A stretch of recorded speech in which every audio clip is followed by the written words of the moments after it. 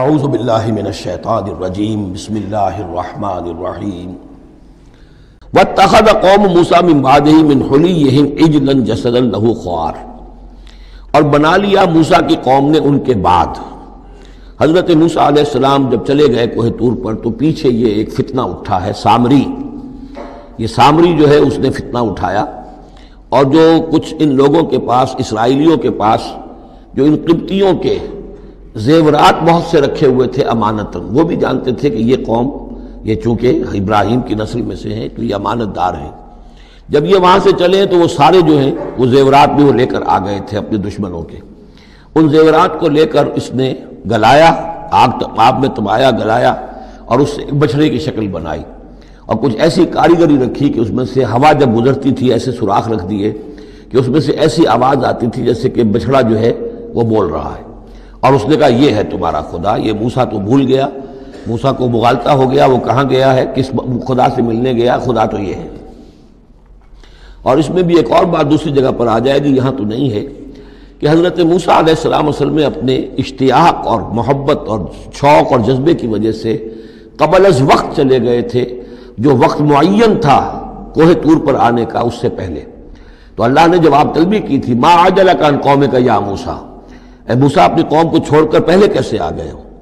اور انہوں نے جواب دیا، اجلت الیک رب لترضی، پروردگار میں جلدی آیا تاکہ تو راضی ہو جائے، تو میرا شوق دیکھ، میرا اشتیاق دیکھ، تیری محبت، تجھ سے گفتگو اور کلام کی جو میرے اندر شوق ہے اس کی وجہ سے آیا ہوں۔ تو گویا کہ وہ تو شاباش کی توقع رکھتے تھے، یہاں ڈانٹ پڑ گئی۔ ما عجلک عن قومک یا موسیٰ قال عجلت الیک رب لترضی، لیکن اللہ نے فرمایا فإنا فتنا قومک من بعدک، تمہاری اس عجلت کی وجہ سے ہم تمہاری قوم کو تمہارے بعد فتنے میں ڈال چکے ہیں۔ تو جلدی خیر کے لیے بھی نہیں کرنی چاہیے، خیر کے کام کو بھی عین وقت پر سہج پکے سو میٹھا ہو۔ تو اس اضل لہم سامری نے انہیں گمراہ کر دیا ہے، وہ تذکرہ ہو رہا ہے۔ من حلیہم، زیوروں سے، عجلاً جسداً، ایک بدن سا بنایا بچھڑے کا سا، لہو خوار، جس میں گائے کی سی آواز آتی تھی۔ الم یروا انہ لا یکلمہم، کیا انہوں نے یہ نہیں غور کیا کہ وہ نہ ان سے بات کر سکتا ہے، وہ گدھے کی سی یا گھوڑے کی سی یا بچھڑے کی سی آواز سے تو کوئی بات نہیں بنتی۔ ولا یہدیہم سبیلا، نہ انہیں وہ کوئی راستہ بتا سکتا ہے۔ اتخذوہ وکانوا ظالمین، انہوں نے اسی کی عبادت شروع کر دی، اسے معبود بنا لیا، اور وہ تھے بہت ظالم۔ ولما سقط فی ایدیہم ورأوا انہم قد ضلوا، اور جب ان کے ہاتھوں کے طوطے اڑ گئے، پچھتاوا ہوا، یعنی ان میں سے بھی گویا کہ تین حصوں میں قوم تقسیم ہو گئی۔ ایک قوم، بڑا حصہ قوم کا وہ رہا جو اس گناہ میں شریک نہیں ہوا، ایک حصہ وہ تھا کہ جو کچھ دیر کے لیے شریک رہا لیکن فوراً ہوش میں آ گیا بعد میں۔ تیسرا حصہ وہ تھا جو حضرت موسیٰ علیہ السلام کی واپسی تک اس پر اڑا رہا، جازم رہا۔ تو یہاں اس درمیانی طبقے کا ذکر ہو رہا ہے۔ وَلَمَّا سُقِطَ فِي أَيْدِيهِمْ وَرَأَوْا أَنَّهُمْ ضَلُّوا، جب ان کے ہاتھوں کے طوطے اڑ گئے، ان کے پچھتاوا طاری ہوا، اور انہوں نے سوچا ہم تو گمراہ ہو گئے، یہ ہم کیا کر بیٹھے۔ قالوا لئن لم يرحمنا ربنا، انہوں نے کہا کہ اگر ہمارے رب نے ہم پر رحم نہ فرمایا، ویغفر لنا، اور اگر ہمیں بخش نہ دیا، لنکونن من الخاسرین، تو ہم تو ہو جائیں گے بہت خسارے والوں میں سے۔ ولما رجع موسیٰ الی قومہ غضبان اسفا، تو جب موسیٰ لوٹے اپنی قوم کے پاس، غضبان اسفا، غضبان یہ فعلان کے وزن پر، رحمان کے وزن پر، نہایت غضبناک۔ حضرت موسیٰ علیہ السلام کا مزاج بھی جلالی تھا، پھر یہ کہ اتنی بڑی گمراہی، اور یہ اللہ تعالیٰ نے کوہ طور ہی پر بتا دیا تھا کہ تمہاری قوم پیچھے فتنے میں پڑ چکی ہے اور وہ گمراہ ہو چکی ہے۔ فَإِنَّا فَتَنَّا قَوْمَكَ مِن بَعْدِكَ وَأَضَلَّهُ السَّامِرِي،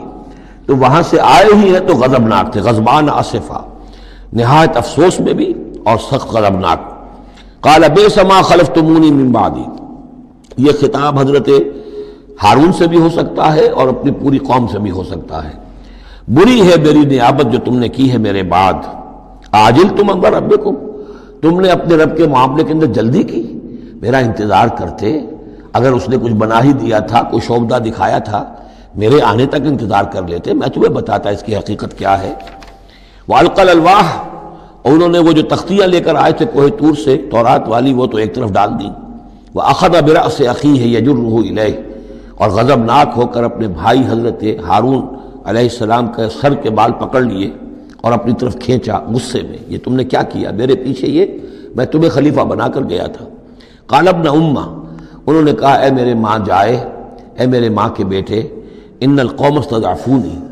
قوم نے مجھے دبا لیا تھا، مجھے بے بس کر دیا تھا، وقادوا یقتلوننی، اور وہ تو میرے قتل پر آمادہ ہو گئے تھے، میں نے انہیں روکا، میں نے منع کیا،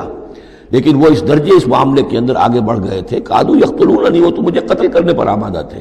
فلا تشمت بی الاعداء، تو دیکھیں اب مجھ پر آپ دشمنوں کو ہنسنے کا موقع نہ دیں۔ ایک تو آپ کے پیچھے انہوں نے مجھے دبایا، میری توہین کی، مجھے قتل کرنے تک پر آمادہ ہو گئے، اب وہ دیکھیں گے کہ موسیٰ بھی آئے ہیں تو میرے بال آپ پکڑ کر کھینچ رہے ہیں اور میری توہین کر رہے ہیں، تو اس پر تو دشمن اور ہنسے گا۔ فلا تشمت بی الاعداء، شماتت اعداء یہ ہمارے ہاں پھر اردو زبان میں محاورہ ہے، ولا تجعلنی مع القوم الظالمین، اور مجھے ان ظالموں کے ساتھ نہ کر دیجئے، میں ان کے ساتھ نہیں ہوں، نہ میں نے ان کے ساتھ اتفاق کیا ہے، میں روکتا رہا، منع کرتا رہا۔ قال رب اغفر لی ولأخی، اب حضرت موسیٰ نے دعا کی اللہ سے، پروردگار بخش دے مجھے بھی اور میرے بھائی کو بھی، وادخلنا فی رحمتک، اور ہمیں داخل فرما اپنی رحمت میں، وانت ارحم الراحمین، اور یقیناً تو ہے تمام رحم کرنے والوں میں سب سے بڑھ کر رحم فرمانے والا۔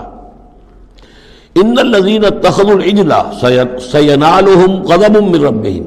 اب یہ فیصلہ انہوں نے دیا، یقیناً جن لوگوں نے اس بچڑے کو اپنا معبود بنایا، ان قریب ان پر آئے گا غضب ان کے رب کی طرف سے، گویا کہ قتل مرتد کی سزا جس کا ذکر ہم سورہ بقرہ میں پڑھ چکے ہیں۔ وذلۃ فی الحیات الدنیا، دنیا میں ذلت بھی آئے گی، وکذالک نجزی المفترین، اور اسی طریقے سے بہتان باندھنے والوں کو، جھوٹ گھڑنے والوں کو ہم جزا دیتے ہیں۔ والذین عملوا السیئات ثم تابوا من بعدها وآمنوا، البتہ جن لوگوں نے کچھ دیر کے لیے یہ غلط کام کیا تھا لیکن پھر وہ توبہ کر لی انہوں نے، من بعدها اس کے بعد، وآمنوا اور ایمان لے آئے، ان ربک من بعدها لغفور الرحیم، تو یقیناً اس کے بعد آپ کا رب جو ہے غفور الرحیم ہے۔ جن سے عارضی طور پر یہ بات ہو گئی تھی پھر انہوں نے توبہ کر لی، ان کے لیے تو مغفرت ہے، اللہ تعالیٰ معاف فرمائے گا، غفور الرحیم ہے۔ البتہ جو اب تک اس پر اڑے رہے ہیں ان کے لیے یہ حد جاری کی جائے گی۔ یہ بالکل ایسے ہی جیسے سورہ مائدہ میں ہم نے پڑھا ہے محاربے والی آیت میں، کہ اگر کوئی ڈاکو ہیں، راہزن ہیں، کوئی ملک کے اندر فساد مچا رہے ہیں، تو اگر اس سے پہلے کہ تم ان پر قابو پاؤ اگر وہ توبہ کر لیں تو پھر ان کے لیے معاملہ اور ہوگا، پھر ان کے ساتھ نرمی بھی ہو سکتی ہے، معاف بھی کیا جا سکتا ہے، لیکن اگر قابو پا لو تو پھر ان کی سزا بہت سخت ہے، لیکن قابو پانے سے پہلے توبہ کر لیں تو ان کے لیے نرمی۔ اسی طرح یہاں معاملہ ہے۔ وَلَمَّا سَكَتَ عَنْ مُوسَى الْغَضَبُ، جب موسیٰ کا غصہ کو ٹھنڈا پڑا، أَخَذَ الْأَلْوَاحَ، اب انہوں نے وہ تختیاں اٹھائیں، وَفِي نُسْخَتِهَا هُدًى وَرَحْمَةٌ لِّلَّذِينَ هُمْ لِرَبِّهِمْ يَرْهَبُونَ، اور اس کی تحریر میں لکھا ہوئی تھی رحمت، ہدایت بھی اور رحمت بھی ان لوگوں کے حق میں جو اپنے رب سے ڈرتے ہیں، اپنے رب کا تقوی اور خوف رکھتے ہیں۔ صدق اللہ العظیم۔